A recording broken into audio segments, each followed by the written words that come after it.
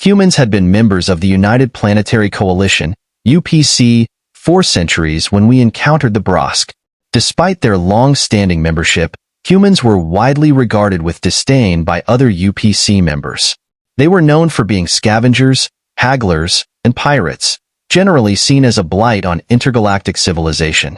Even their official representatives, diplomats, military personnel, and intellectuals were considered barely more civilized than the apes from which they had evolved. One of the most baffling characteristics of humans was their propensity for internecine conflict. They were the only known species to engage in wars against themselves.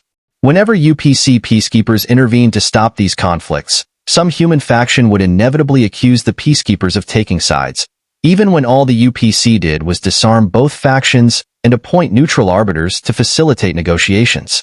Human technology was another point of contention.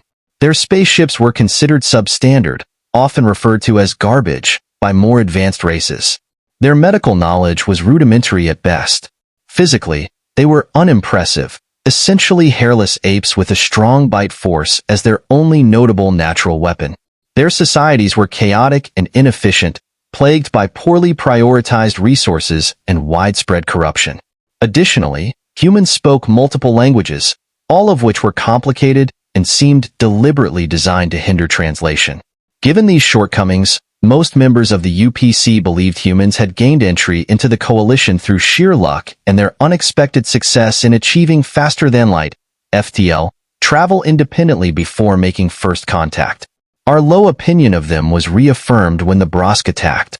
The Brosque sterilized 3 UPC worlds, including the only inhabited planet of a fledgling member race.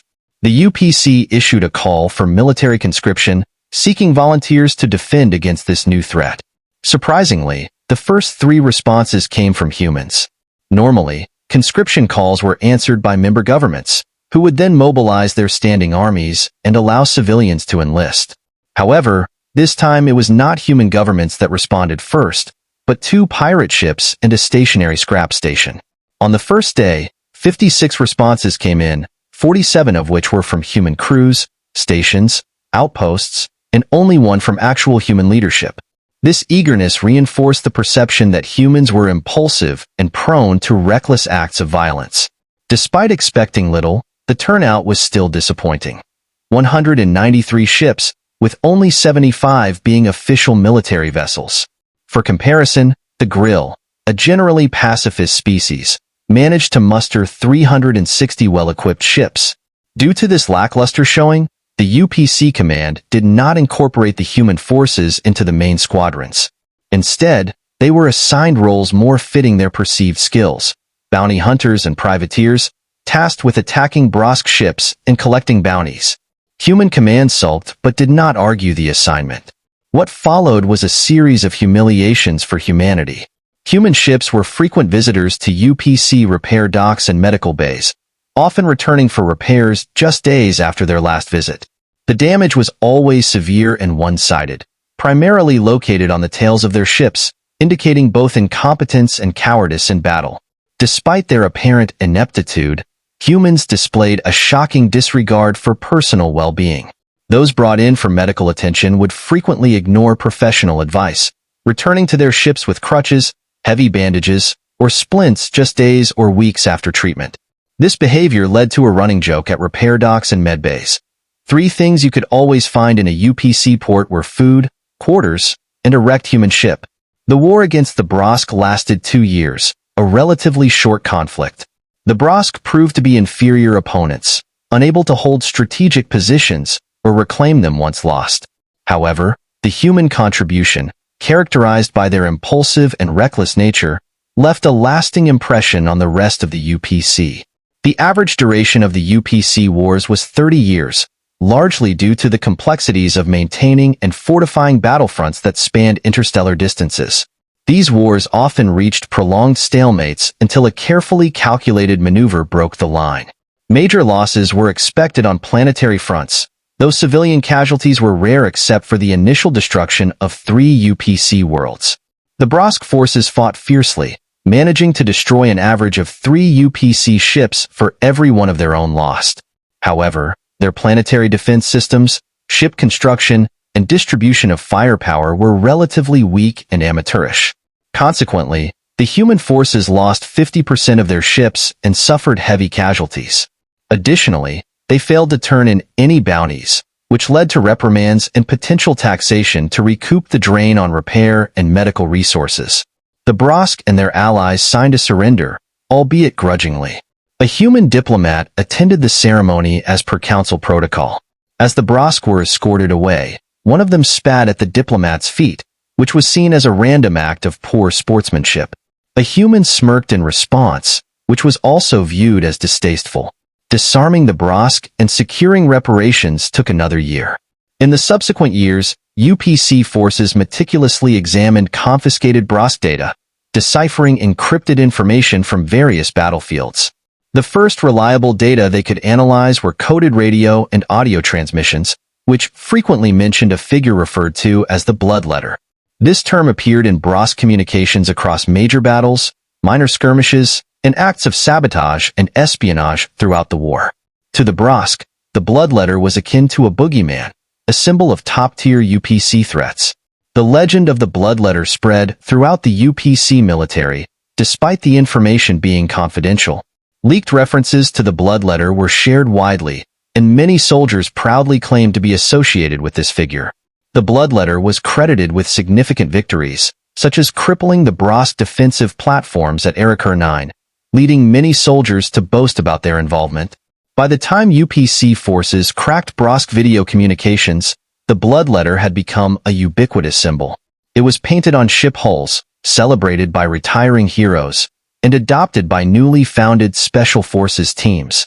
Humans, initially seen as inferior and undesirable by the UPC, gained a form of reluctant respect due to these associations. The turning point came when UPC intelligence reviewed a decrypted Brosque video relay from one of the war's major theaters. The timestamp was 10 days earlier than expected, providing the first clue that all was not as it seemed. The video, captured by a security camera in a Brosque hangar, showed a dozen Brosque destroyers nearing completion. Suddenly, there was a flurry of panicked activity as the construction teams fled. Here's the detailed explanation rewritten. A ship was suddenly attacked and set ablaze. Every destroyer in the vicinity unleashed a barrage of fire, raining destruction as if triggered by a passing lightning bolt. The video feed capturing this incident cut off after just 15 seconds, making it impossible to identify the attacking vessel. This ship didn't match any reports from the United Planetary Coalition, UPC. The second video provided more clarity. It came from a destroyer's surveillance array, which was tracking a ship that appeared as a mere spot of white light, its thrusters dominating the visual footprint on the screen. The destroyer was relentlessly firing at the smaller ship, which was moving at speeds non-compliant with typical interstellar combat norms. Amid the chaos, garbled communication chatter from the ship's crew occasionally mentioned one word: blood letter. The destroyer eventually scored a direct hit, compromising the smaller vessel's shields. Brosque officers proudly reported, target's fusion core ruptured. Shield offline. Energy weapon systems at low capacity. FTL drive offline. It seemed the blood letter ship was finally about to be destroyed. However, after enduring severe fire without shields, the ship made a sharp upward maneuver, indicating an attempt to escape. As the destroyer pursued it, both ships blazed through the atmosphere. Suddenly, the smaller ship jettisoned something. Initially, the Brosque officers thought it was discarding weight. But by the time they realized it was a terminal fusion core, it was too late.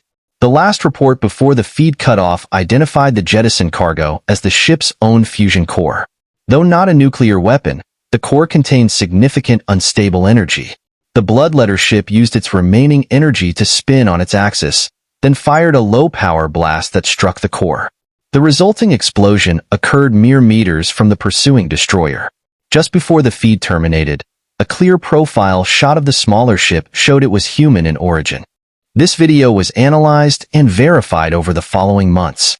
The incident revealed that humanity had humiliated their adversaries not out of shame or secrecy, but because their actions were decisive. Around 193 human ships, representing about 90% of their combat-capable fleet, had spread out across the war theater. They executed daring strikes on strategic targets at every major Brosque stronghold without backup, since they were denied squadron support.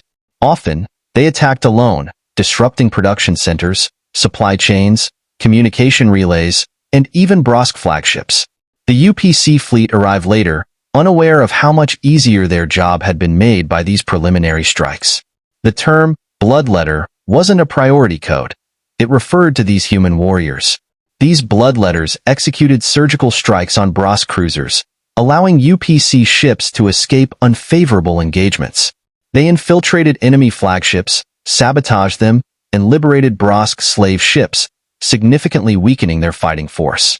They even captured the Brosque capital and forced their command to surrender by holding the Brosque leader at gunpoint during the broadcast. Despite their crucial role, humanity was never acknowledged for their contributions. They endured mockery, abuse, and neglect from soldiers, politicians, and civilians. They never claimed any bounties, demanded gratitude, or sought recognition.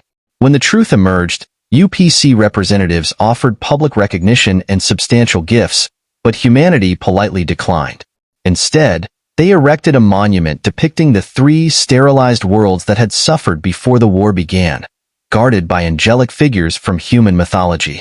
An epitaph asked for rest for these worlds and vowed to protect their resting place with a sword of fire.